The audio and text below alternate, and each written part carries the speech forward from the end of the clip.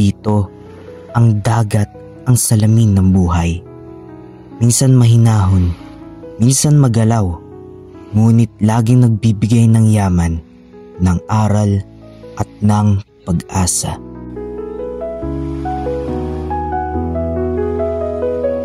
At kaming mga naglilingkod ang magiging ilaw sa pangpang, gabay sa dilim, kaagapay sa unos, at kasama sa bawat paglalayag ng kanilang mga pangarap. Isang taon kaming magiging dalampasigan na sasalo sa kanilang mga hakbang at alon na aakay tungo sa kabutihan. Kami handang makinig, tumulong at magmahal upang sa bawat pagtulong ay tila pag-ahon na may dalang pag-asa at may dalang liwanag.